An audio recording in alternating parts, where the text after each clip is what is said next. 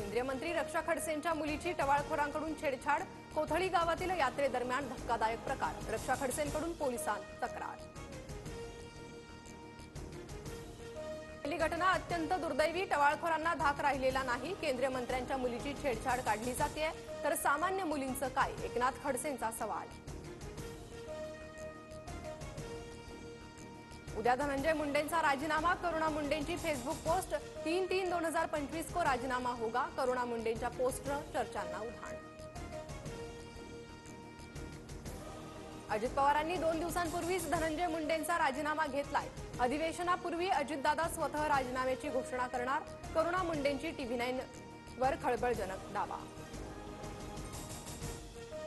धनंजय मुंडेंच्या वरदहस्तानेच सगळं चाललं होतं, मुंडेंचा राजीनामा झालाच पाहिजे, तसं नाही झाल्यास त्यांना बडतर्फ करा, अंजली दमानी यांची मागणी।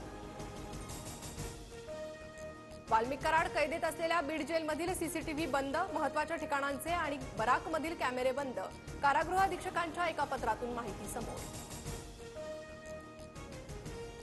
वाल्मिक कराड हाच देशमुख यांच्या हत्येचा मुख्य सूत्रधार, आरोपपत्रात स्पष्ट उल्लेख, मारहाणीचा पुरावा असणारा व्हिडिओ सीआयडीच्या हाती।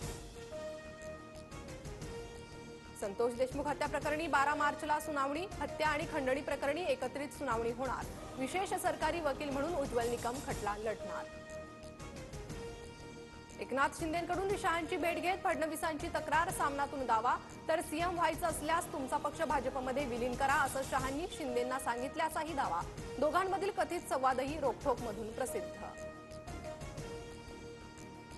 अमित शहा आणि शिंदेंमधला संवाद खरा, दोघांमधील संवादाबद्दल फडणवीसांनाही माहिती, संजय राऊतांचा दावा।